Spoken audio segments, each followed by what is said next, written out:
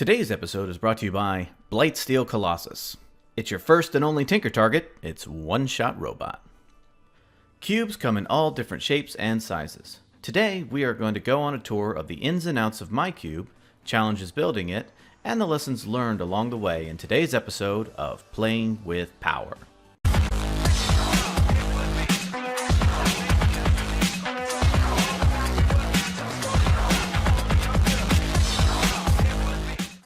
Hello and welcome to Playing with Power, where we talk about the most powerful cards in the most powerful formats. In this episode, we are going to tour the cube from a high level to give you an idea of what it's like to have a powered cube. We will talk about colors, archetypes, numbers, power level, and even delve into storage and transportation options.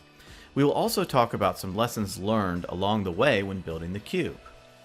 What was my inspiration for building a cube? First, I am a collector of Magic the Gathering, as well as a longtime player. My overall goal as a collector was to collect one of each card from each expansion. In doing so, I realized that these cards could be put to good use in the form of a cube. But not just any cube. My collection contains some of the most powerful cards in Magic's history. So, I decided that the best way to utilize these cards I've collected was to build a powerful cube that leveraged them in the most fun way possible. My cube is a 540 card powered cube. A powered cube basically means that I have the power 9 in my cube, as well as other very powerful cards throughout Magic's history. I chose 540 cards because I wanted to have varied gameplay from draft to draft. I didn't go larger because I didn't want to spread my archetypes out too thin. The 540 cards are broken down as follows: 70 in each of the 5 main colors, 70 artifacts and colorless cards, 70 lands, and 50 multicolored cards with 5 in each of the 2 color guilds. There are no tricolor, 4-color, or 5-color cards in my cube. There are also no unsets, wishes, or conspiracy cards in my cube. The focus of the cube is sheer power level. On a scale from 1 to 10, I would say that my cube is ranked at about a 9 to a 9.5. Explosive plays are not unheard of in this cube. I have combos that can lock out your opponent or win you the game in turns 1, 2, and 3. Now, that's not to say that all games go this way. There are plenty of games that end up being grindy games with players duking it out in some of the most interesting matchups you'll ever see. I try to support all theaters in this cube. I run aggro, control, mid-range, and combo. The archetypes I support are artifacts, white weenie, tokens, flicker and blink, stacks and hate bears, reanimator, fatty cheat and Voltron, super ramp, Kiki, Time Vault, Channel Fireball combo, Storm, Spells Matter, Burn and Sly, Fires, Rex Pod, and Lands Matter and Last Land Destruction. Cross-pollination of archetypes is very important to the cube. Not only does this let my cube stay at a reasonable card count, but this also gives the player the freedom to make whatever type of deck they want whenever they draft my cube.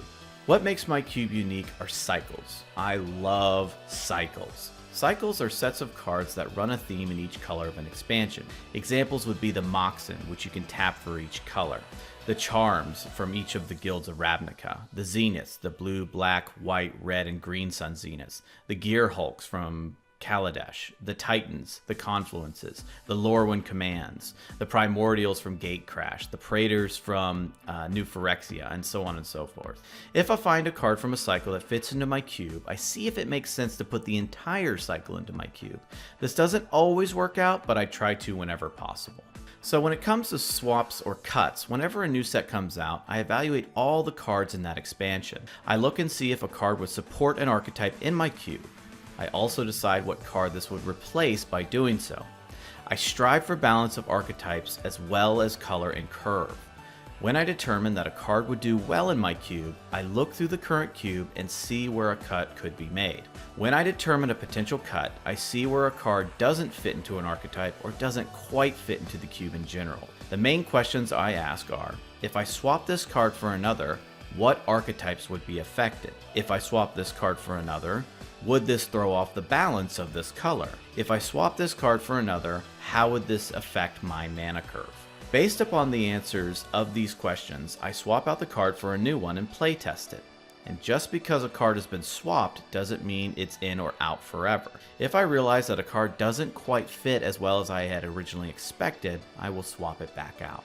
So as far as storage and transportation go, all of the cards that I have are double sleeved along with all the basic lands. The inner sleeves are the KMC Perfect Fit sleeves. The outer sleeves are the Ultra Pro Eclipse sleeves. They are durable, shuffle well, and fit the KMC inner sleeves perfectly. I store my cube in a Kaka Popo A2 storage case. It has a felt-lined interior with an egg crate foam top. It has a hard plastic outer shell and metallic hinges and locks to keep the case secure. It also comes with movable dividers to allow for the setup of your case however you see fit. This case holds 540 double sleeve cards at the top, and the bottom row contains dice, tokens, basic land separated by tabs, and additional dice of a variety of types. I keep silicone gel packs in the cube to absorb moisture in order to protect the cards as well. So as far as challenges and lessons go, like many cube builders, when they build their first cube, they just throw their collection into a box and start playing. I did this as well by saying, well, what are the most powerful cards of all time? And I took those cards and I threw them in a cube. I did not focus on things like curve, archetypes, color distribution, or balance. I also knew that this first draft of my cube would be exactly that, a first draft. I knew that my cube would evolve and change over time. I would let the players decide what was weak and what was strong inside of my cube. In your first few playthroughs of a cube, ask for feedback on the feel and play style of that cube. Jot down everyone's last pick in each pack. This information is invaluable. They will tell you what needs improvement, what is missing, and what they would like to see in the cube. The last picks will also tell you the weakest archetypes and colors in your cube. Another lesson is to never think you'll know how people will draft or play your cube. The best you can do is enable them with the appropriate cards and archetypes. They have to do the rest. Another lesson is to take all criticism constructively. If someone gets frustrated because they were blown out in their game, their first reaction may be to blame the cube design or even you personally. Do not get defensive. Understand their position and let them know why you built the cube the way you did. Also, let them put their 2 cents in and see if there's a way to improve your cube. Sometimes this advice is worth a lot and sometimes it's not. Either way, always make sure to listen. One of the challenges of Power Cube is the cost that you hold in your hands is substantial. With this much money at stake, you start to look at things differently. You become very aware of the people you play with, the places you play at, and even how people handle the cards. It's easy to get consumed by this and never let anyone see your cube. This obviously makes it very hard to actually get people to play the cube, and that is not the reason you built it in the first place. I recommend that you start with people you know, and if you don't have enough, you can always ask those people if they would like to invite a friend or two along. Make sure you emphasize that they can vouch for those people they're bringing. In the words of the Russian proverb, trust but verify. One final lesson is to never flaunt that you have a power cube. This world is not perfect and some people can do rash things out of desperation. Don't fall victim to anything simply because you wanted to brag.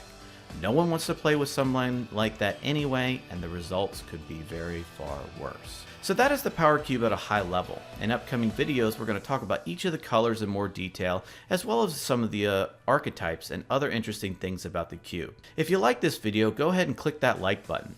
If you want to see more videos like this, please go ahead and subscribe. I'm making new videos all the time. My question of the day to you is, how did your cube get started? Did you have any sort of plan, or did you just kind of wing it and go? Are you looking to start a cube? If so, what kind of cube will it be? Let me know in the comments below, and I'll see you next time.